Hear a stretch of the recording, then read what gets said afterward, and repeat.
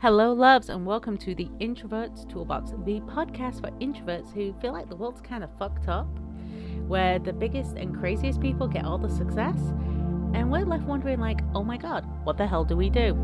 My name's Karen Hewitt, and I am your host, and we're going to go over systems, methods, and skills you can use as an introvert to be authentically you and be successful. So, subscribe and share this on your social media, and don't forget to give us 5 stars, and let's get started. Hello, my loves, and welcome to another episode of the Introverts Toolbox. Today we're going to be talking about kind of a touchy subject. We're going to be talking about strategies to express yourself, those communication strategies to help you overcome those awkward moments. I don't know about you, but as an introvert, sometimes I'm stood in a room going, yeah, just like that. So let's talk about it on how you can progress through this, have some clear-cut strategies, some clear-cut ideas. Not only that, but I want to have you feel very self-confident, very self-aware, and have that opportunity to grow from within. As I said, my name is Karen Hewitt, and I am your host today, and we are going to have so much fun. So the first thing we need to talk about is these conversations can happen everywhere. They can happen like in public places, social environments, work environments, doctor's appointments, all these different places. You're there minding your own business, doing your work, getting along, sitting down, eating dinner, whatever it is. And all of a sudden, someone wants to talk to you. And I don't know about you, but for me, that's when I want the ground to swallow, open up a big hole, swallow me whole and go, no, I don't want to do this. It is very uncomfortable. It's very difficult. So we're going to go over 3 key strategies to help you. The first one is really simple. And when I say really simple, it's in your wheelhouse. It's a strength for you. And that is effective listening. But we're going to take it a step further with that communication back. One thing as introverts, we are really good at listening. We're really good at picking up on small cues, little details, information that they're throwing out there. We're really good at the back and forth without having to go forth, but just listen. And most of the time it's because we sit there going, yeah, yeah, completely agree. I understand. Yes. Oh, I get that. If you're feeling that in any way, shape, or form, drop something in the chat because I know I feel it too. It is difficult at times. But here's the part of this. This is about creating a dialogue rather than you just be a listening host. And this is how we develop communication strategies. I'm going to tell you about a nonprofit organization I work with, and that's Toastmasters. They do this thing called table topics where they ask you a question and you have to respond. And it gives you some great practice at the on-the-spot thinking. But another way to do this is when someone's telling you about something, ask for further details. I know for me, small talk is the hardest. So if they're telling me about, I don't know, a holiday, a vacation, they went on vacation, they went so-and-so, and they're telling you about going to the Grand Canyon and seeing the donkeys and riding the donkey down to the bottom of the Grand Canyon.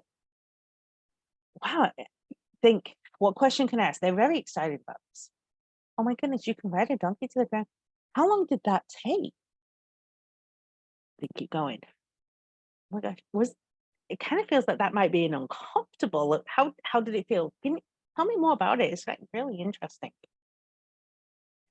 By asking them questions, you're learning more, developing more of a conversation, but you're also showing them that you're a more active listener. You're more thoughtful in your process, and it will lead to people like knowing and trusting you. So they will open up more and involve you in more conversations. We like being involved in conversations because we know we want that connection. Yes, I'm tired of that, little myth that introverts are shy. We're not shy. We just pick and choose when we have conversation. And we want deep, meaningful conversation rather than, oh, it's sunny. Yeah, sun's nice. Bye, sun. It's ask questions to get more details about what you want to learn. The other thing you can do is you can paraphrase what they're saying. Now, this is really useful when you're in a committee or a work-based environment. They're telling you stuff. You go, okay, I just want to make sure that I understand this. You're telling me about this project that's due on Friday. And in this project, you're finding some challenges in A, B, and C.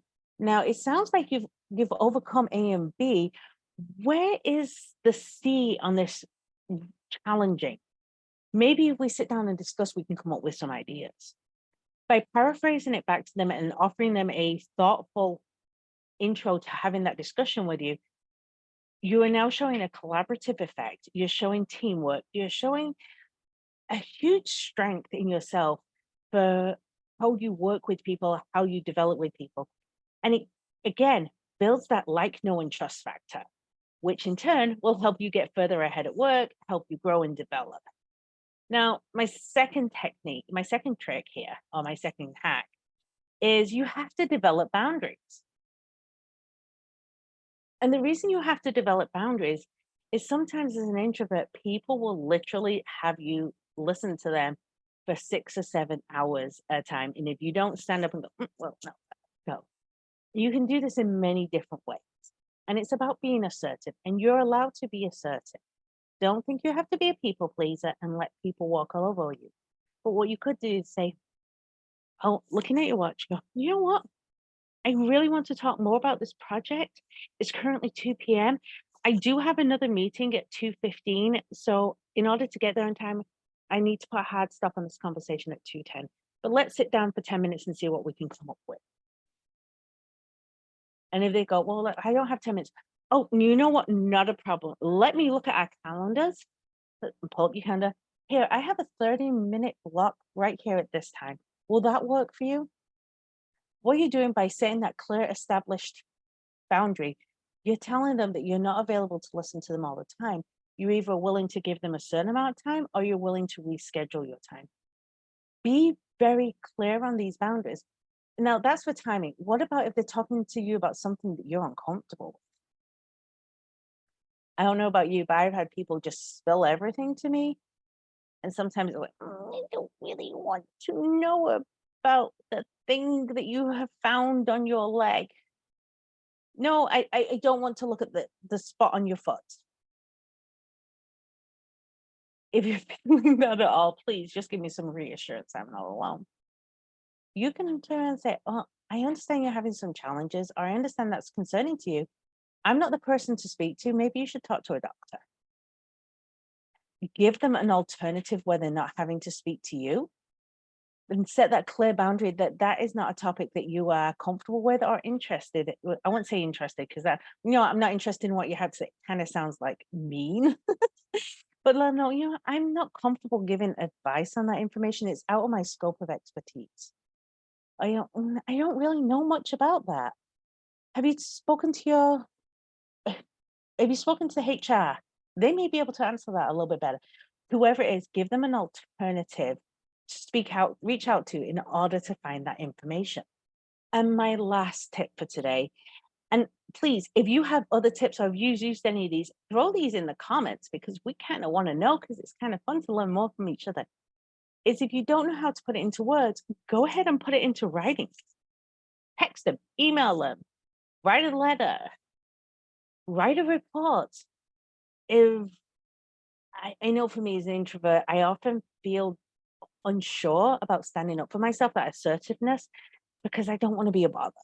It's like I don't want that interaction. I don't want that combat. So, hey, I know you wanted to discuss this with me. It's not a topic I feel confident on, or it's not a topic that my expertise lays in. Have you considered speak and write it out? Or if someone's being combative, you could say, hey, I know you were looking to run that idea by me. It's not an idea I've spent much time thinking on. And it's certainly not in the scope of my work. It's not in my wheelhouse. It's not something that I have wanted to put any time into. I think, and then here's the technique. If you don't want to do it, give them an alternative. Don't just say, no, I'm not interested. Goodbye. No, I haven't really thought about doing that. That's not something that really crossed my mind. However, I do know that Joe in accounting, Susie's mom, is really good at this stuff. Have you spoken to them? And that way you're being supportive and giving that information. You see, clear communication is always a challenge.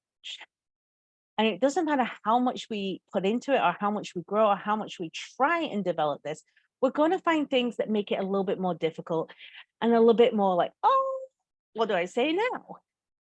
It's going to take practice. It's going to take taking your expectations. It's going to take not only answering, but providing alternatives, providing reasons, providing thoughtful impact, and practice. A fun way to do it is just play 20 questions with a friend.